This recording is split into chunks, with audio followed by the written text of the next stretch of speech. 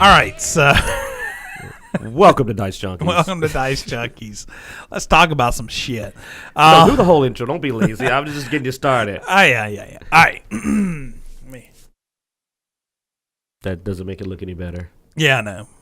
I mean, the feed's so lagged right now. I'm seeing you straighten your collar. The people listening really appreciate you straightening your shirt out. Yeah. Well, yeah, it'll pop up in 30 seconds. Just wait. It's getting there. Yeah. All right. Welcome to Dicejunkies. I'm Xenodamus, and I'm here with Q. Laughing Q, apparently. And we're going to talk about some news. Yeah, well, if you're out there, we need you to go in and just sync up the audio for us. We're going to put people to work now. You're now a member of Dicejunkies. You get paid the same everyone else does. Nothing. Well, no. All the audio and stuff, that's synced on our recording, just not on the stream, probably. That's okay. I don't see anybody. Well, that's if the stream's even working, you know. Oh yeah, I don't fucking know right now. There could be hundreds of people right now, and we're just not seeing it. So let's talk about let's see. We got a bunch of gamer news again. We had a lot of gaming news last time. So to before we jump into the gaming news, let's talk about some Doctor Who. This insightful news article popped into my feed, and I just couldn't help but share. It's very important news. It is very, very important news. Some people are literally only going to have audio, so this is going to be... So you're going to have to describe in detail. I want you to go very detailed in your description. I will describe it in detail. Doctor Who snow sculpture. Man, I can't even speak right. Doctor Who snow sculpture melts and basically turns into a penis. Now this was just like Mashable, somebody pulling some shit off Twitter, I think. But for some reason, my Google News feed decided it was worthy enough to share it with me, and so I decided I would share it with you. Now, if you could, editor, pull up the Twitter feed. It's the next tab over. Ophelia. This is the lady who made a snow Dalek, which I just gotta sort of say, it looks like a penis with Dalek bumps anyway. I'm gonna say the proportions are clearly penis-like. Like it is, that shape is not the Dalek. That is very much like I don't think it melted and became that much more much more vulgar not safe for work. Than it was beforehand. I mean, seriously, flaccid penises are apparently less safe for work. So, and for you listen on audio, I'm sure you can Google Dalek snow penis.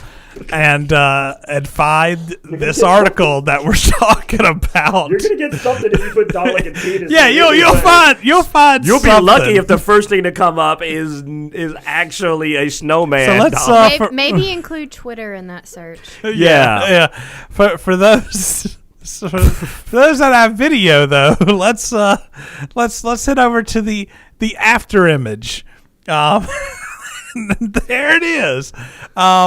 Now, imagine all the non-Doctor Who fan neighbors, who just see a snow penis in the yard and think something's really wrong with this lady. It's not the first snow penis ever made, so it is one of the larger ones I've seen. I will say, go back to the first image, and if you got video, look in the window. The kid knew what was happening beforehand. Like this kid's like a snow penis and going like, mom, what are you doing? Oh my God! I mean, that's hugging it. She's got an arm around it. Like, look at this, ladies. like he has a look on his face like this is my friends are going to be talking about me tomorrow. Let's see. Right. Oh. Right in that window there. Yeah, there's a kid. There's the little kid who's just like, what the heck, Mom? I love the way it hasn't melted. It didn't do the normal meltdown, and it just Go back to the melt. Let's switch back and forth here. Yeah, it didn't even get much smaller. It just started leading, as if like it's gonna do a snow bukkake on the neighborhood. Oh, let it snow. All right, so let's move on. Since we're talking about cock and and stuff. Let's talk about some Metro. Let's see if Blood Axe is still with us after that. I'm hoping he hasn't bailed. Oh, what did he Blood, jumped what, in there, what but I think Axe say there? He may have bailed out on us after the snow bukkake. Yeah, the lag is pretty bad. Yeah, man. He probably hadn't got there yet. We're lagging he's pretty still good. waiting. Like he's waiting for that. We'll see in about 10 minutes. That just pops up and goes, what the? So Metro says if it's PC gamers boycott us over moving to Epic, then we just won't make games for PC. Now, let's go into a little detail for that. Yeah, I've got most of this story. I've been following this with Yang Ye. Shout out to Yang Ye. The quartering has been pretty up to date on it. Basically, Metro Exodus got a lot of flack for deciding to pull their game 2 weeks before release off of Steam. If you didn't have a pre-order, you can no longer get it on Steam. This exclusivity move that Epic has been very aggressively pursuing has been pissing people off, mainly because it's not really competition. You can't say you're competing with Steam if you're just making games exclusive. That doesn't prompt any real competition. It just makes people have to download more launchers. Yeah. Well, apparently people review bombed, and this is wrong. They review bombed the previous Metro games and have been giving Metro Exodus a lot of flack. Now, I don't mind you giving them flack on what they did. Let's not get to the review thing yet. Or the later. Well, no, not that part. I'm just talking. No, the review bombing previous games. They've been going in, and this is what prompted this. Yeah, is they've been going to previous games and giving low scores. It's a nasty tactic that needs to stop. Because they're not on Steam anymore. They're going back to the previous games. And well, it's just a way of getting pissed off. Like it's like you saying you don't like DOA, the new DOA. You decide to bomb DOA. Yeah, I've seen it happen on other Steam games where older versions of stuff. And it is BS. It's sort of like when Battlefield 2, I think, came out, and they went and they got the old Battlefield 2, and they like up the score because the new one was so bad that they took the old one and just started spamming like they do all kind of max, stuff, man. But basically, apparently, there's a bit of hurt feelings over Metro Exodus, and basically they came out and said if you're not willing to download the Epic launcher, then you weren't interested in the game anyway, so we don't care what you think. And they basically said if you guys boycott on PC, you won't get any more PC Metro Exodus, which I don't even know how that's a threat because you're selling something. So, if you don't sell it, you don't make money. So I'm just stunned. I didn't even know what the hell that was supposed to mean. I'm like, okay, if you're not going to put it on Steam, we don't want it anyway. So, but basically we did get an update recently.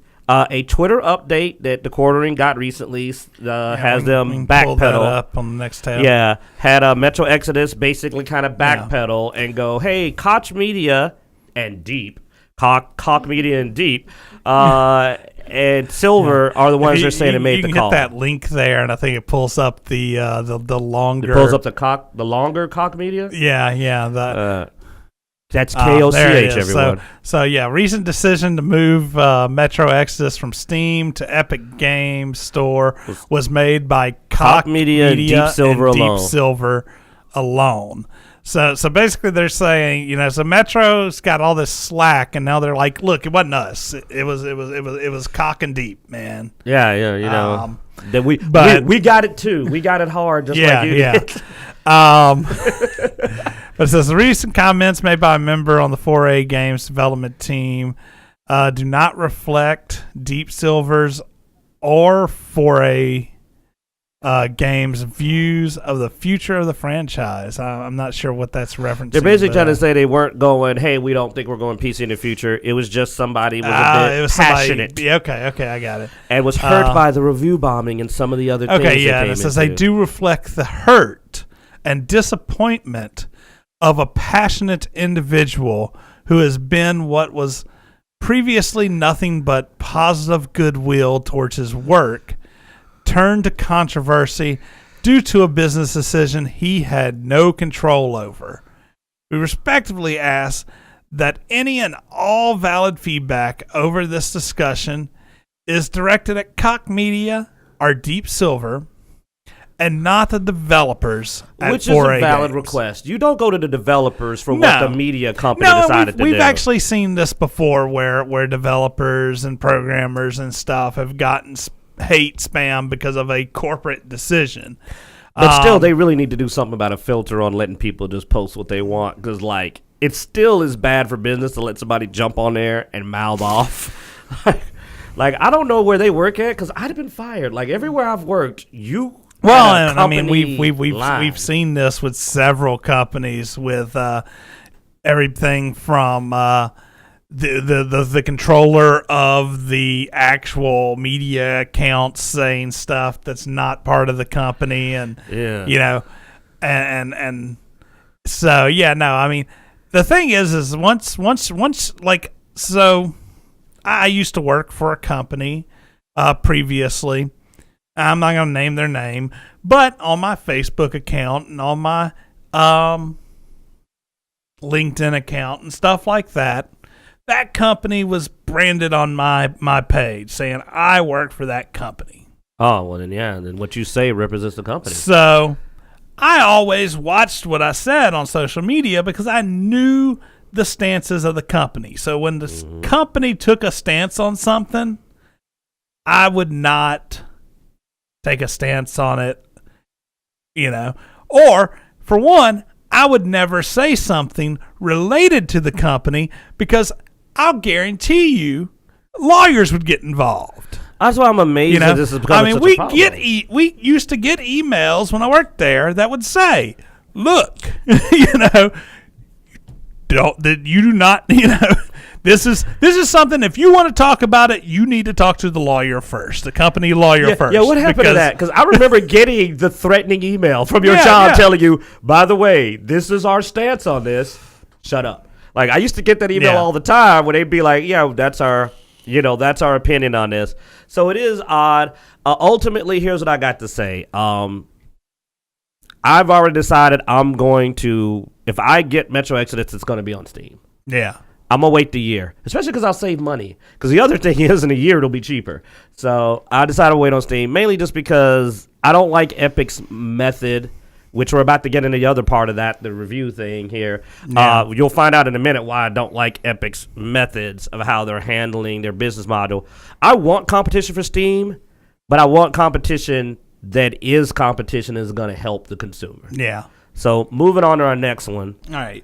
Hold on just a second. I'm going to see if I can somewhat fix this stream a little bit. Well, I can keep talking to him while you do that. Yeah, that's fine. I'm just going to switch over to a different network.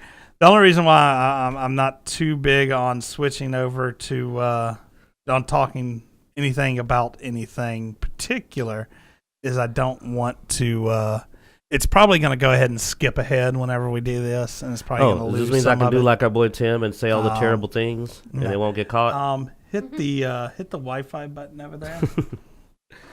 It's like, did we lose audio? Like go all the way down to where the bar pops up. Well, then just a little filler here. Do that. Let me do this. Just a little filler here in general.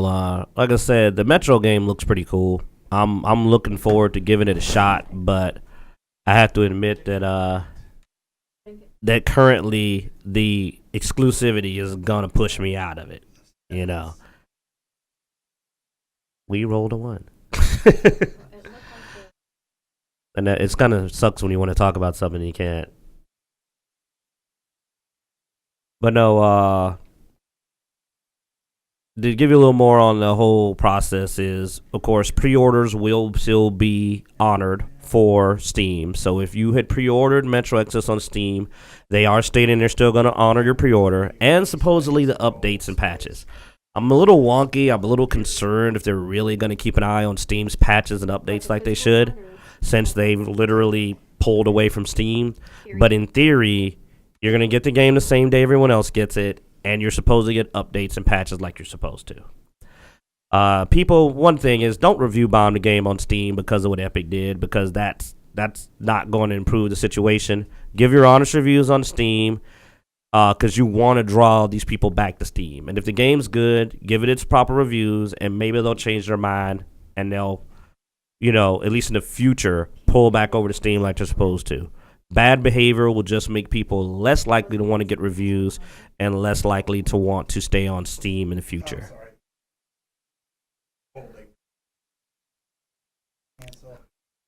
And I don't know if any of you can hear any of this as we are fixing our internet. Yeah, the microphone's still on. Stop calling out the password to our internet. Temporary password. I know, man. I'm messing with you. One I made on the fly. In the background, you just hear passwords being called out. I'm just like, I can hear that. It is temporary as fuck. Okay. All right, now let's see if that helps. Can you hear me now? It says the stream. All right, so all of that is in the ether. Yeah, but all that was recorded, so. Oh, well, I probably should have tried harder. Yeah, maybe. Hey, at least there was dialogue in I there. wish you didn't have to. By the way, in the future, when you go to fix the internet, don't ever plumber ass me again. Did I plumber ass you? You plumber ass the hell out of me. That was horrible. I've lost some weight and my pants aren't staying up as Get a much belt. anymore. I just turn around and I'm like, wow. It's my house. I Just one long line from the back of your neck to the bottom of your toes. Kudos to you for keeping it together for that. Yeah. Thanks That for wasn't that. easy. Yeah, it was like, oh, no. You know, it's funny. In mine, Right, you may have to stop the stream and restart if it. so just in stream. Oh wait, no. Okay, it reconnected. I think. Okay. All right, check with Blood Axe. Hey, Blood Axe, let us know when you catch this. We're trying to see how our lag is now. Just scroll back up and see how it looks. Can you hear me now? Okay, yeah, it looks better. I think so. It doesn't look outright laggy. Yeah, it's always been a little bit of delay. So we're gonna jump back on a review. Yep. Do it. All right. All right. So on let's, to Epic and its review. There it is. Yeah. The Epic. Epic. No, review over, thing. over, left, right there. What's this? Yeah, Epic? there it is. There you go. All right. So Epic Game Store's opt-in review system. So Epic Games, which is what Metro was moved to. Yes. Actually did not have it where you could review games before. So they finally implemented a system to where you can review games if the developer Allows opts in. But only if they opt in. And this is one of the reasons that a lot of the community has been negative toward Epic Games. Because it's very clear with them originally having a poor return policy, no review system, that they are aimed at, we're here for the companies. We're not here for the customers. Which is weird since you're literally a store. And a store that's not there for the customers is a pretty dumb business model. Yeah. After all, you're not going to make your money off the AAA companies. You're going to make it off of the friggin' customers. But they're doing an opt-in system, but even that's done with the, it's because of review bombing, and that's a real problem. And I'm like, you couldn't even try to play nice there. You still had to kind of go, we'll make it optional, but we still don't think you guys can be trusted with this. And it's going to affect sales because I'm not buying any game unreviewed. Like, yeah, no. I mean, the thing is, how many of us look at the reviews though on like Steam and stuff like that as much as we look at reviews off-site? That is true. I do a bit of mix. I mean, when it's a game I haven't heard of, especially, I'm gonna go to Steam. For an immediate review, I'll look at the percentile and stuff on Steam. But for a detailed review, I go off of Steam. That's true. So I mean, it will stop a game from catching my eye immediately, which will hurt sales because I'll be honest, as I'm flipping through games on Steam, because there's so many games on there. If I see that orange pop up or red pop up where it's mixed or negative reviews, it's a game I tend to pass over.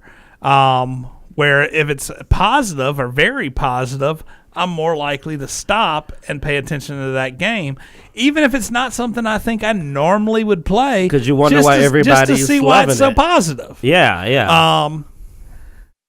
Now, if it's something I would normally play, whatever the Steam review doesn't necessarily matter as much. I'll look into it in more detail anyway.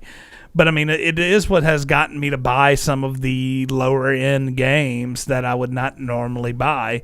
It's just like, man, it's getting very positive reviews. Like it's getting in the 90s, The people that are playing this is liking this. Well, another thing that's happened is I have given games a chance because the review changed. That's a big factor, the up-to-date review, because some games get fixed and get really I do good. like that Steam does that as well. You know, it has the overall review, and then it has the review over the past, like, short period, recent usually reviews. a month or two, a few months. Yeah, and so you'll see a game that has, mixed reviews, and then all of a sudden it has very positive reviews, and it's like, oh, they must have updated and fixed a bunch of stuff. Let me go check this out again and see where they're at, you know. And here's the thing: while you do say we tend to go off-site for reviews, those are for the reviews that we tend to seek out. Yeah. Well, no, that's what I was saying. Why the immediate review is sort of important is because that makes me go seek out more reviews. Because I'll admit, I went looking for games based. So I'll go to Steam and go like, "What's the top RPGs right now? Rate it." You know, and then I'll go take a look, and I'm like, oh, okay, yeah. Apparently, this game I didn't know about is really popular. Yeah. But if you don't have this, I'm likely to pass over a lot of games because I'm gonna be like, haven't heard of it. I mean, look at games like Little Nightmares. It was amazing, but like, you know, if you didn't hear about, if you didn't get all those reviews, you would have never heard about it. Because even now, I know a lot of people that don't know what that game is. Well, I'll be honest, man. Like, one of the things you're seeing happen a lot with, it's not just game reviews; it's social media and stuff like that. That drops the dislike buttons, or you can't thumbs down anymore, or Twitter's talked about dropping a lot of that stuff. Just because they don't want negativity for something. But sometimes things need negativity. Like, that's sort of how the system works, I mean, what do you do when it's crap? Like, what do you do when it's crap, though? Like, but it's like everybody's afraid of people being negative on something, and that's a little odd to me. Like, You sort of need the good and the bad to get a real picture of things. You open up a bag of kittens because, like, this is going back to kind of this constant need for a safe place that it's like no one can be negative about anything. Yeah, no, I was trying not to say safe place because I know that's a bit of a... Especially for me, that's a trigger. I get furious when people want to only hear what they want to hear because... You can't make an informed opinion about anything if you don't get more than one flippant opinion. Yeah. How do I know if the food is good at this restaurant if I only talk to the people that like it? Like, of course it's going to sound good if I only talk to the people that like it. Yeah. And then from, like, a creator's perspective, you need that good and bad constructive criticism, or you can't better yourself. Yeah, you'll keep making a crap product. Like, you don't know you're burning your burgers because no one's telling you your burgers are burnt. So you just keep burning and thinking, like, people sure like their burgers dark here. And then it's like, no.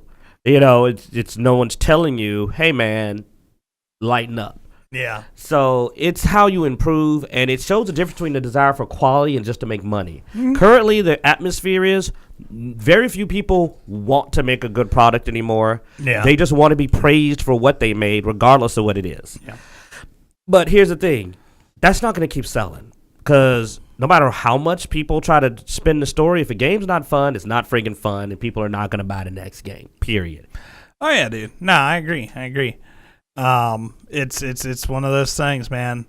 But hey, apparently Epic's a newer game launcher. It hadn't been around super long. It won't be around very long. I mean, it's being floated pretty heavily by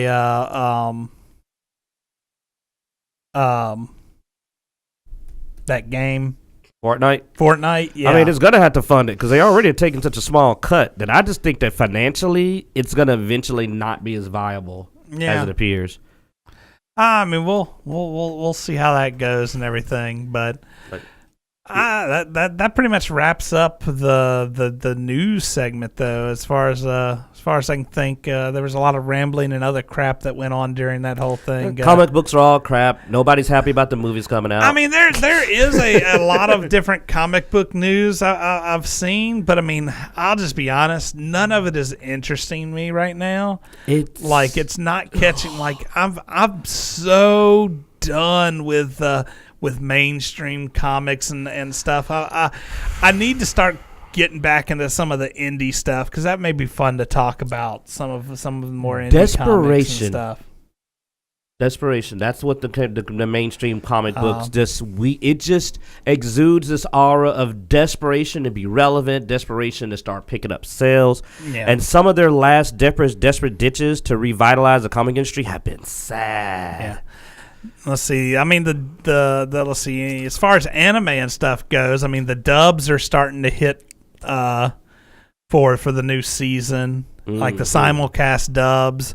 I mean, if you watch the subs, I think they're about 4 or 5 episodes into most of the new season of stuff. Not a lot of stuff I saw that just super interested me in this season. Like there's a few things that continued over to this season from the previous season that's interesting. But as far as new stuff for this season, other than the Shield Hero, because I'm assuming Rise of the Shield Hero? Yeah. I'm assuming from the way animes go, it will probably end before before it gets to the really crappy parts, because I think the series sort of starts going down before. Oh yeah, the whole big thing about whether the Star Wars Episode 9 will do a trailer during the Super Bowl. I mean, is there any news on that other than just debated. Speculation? I mean, I haven't. If you want the Dicejunkies' opinion, Q says, "I think there will be something, but I don't think it'll be substantial." Yeah, hit the news tab. I think it'll be like the Elder Scrolls, the Next Elder Scrolls. It'll be like very minimal, at best. I don't think you'll get a lot. Yeah. I mean, Cinema Blend asked, do we even need a Star Wars Episode 9 Super Bowl trailer? And I think that's probably the better question at this point with the way I feel about Star Wars lately. I have not been a huge fan of the recent stuff. So, it's a little bit of that, do I care? I mean, all I can say is that I want to see something. I'm more looking forward to the Bud Light Super Bowl commercials than I am. Honestly, dude, I'm super excited for Episode 9, but it's just because I want to see what it does to Episode 8. It's purely fueled by spite. Like, I'm hoping they just obliterate everything they did in 8. So I'm kind of like, ooh. I want them to literally have, I told you my theory is I want them to have it where Finn wakes up and Episode 8 was the nightmare he had while he was recovering from his, lightsaber injury. And he's just like, oh, my God, that was jacked up. Yeah. Oh, man. That sucked. Oh, I'm so glad none of that happened. Like, if they do that, I will watch the movie 4 times. I'll buy 4 tickets. I will buy 4 tickets and give them to people to go see it if they just crap on 8. and what? Solo was a bad dream of Chewbacca. Solo was a story being told by a drunk dude in a cantina who claims he knew Solo. Yeah, man, that's how he got his name. Yeah, and Chewbacca was eating people. Yep, I know Solo. And then like Solo walks through the room and just goes like, I don't know you, and just walks off. I can just see, first scene, whatever that Chewbacca sounded. I can't do that shit. There you go. You're better at that stuff to me, and then somebody's just like, he says he had some bad dream about eating people. I don't know. Yeah, and there was this weird robot liberal, right? Like, wouldn't they just reprogram that robot? No, apparently not. But she's the first. She's the T-200. She was the first Terminator in Star Wars, starting the robot rebellion. Oh, all right. Yeah, no, I get you. Like, there's like I said, I'm more interested in the actual commercials than I am this.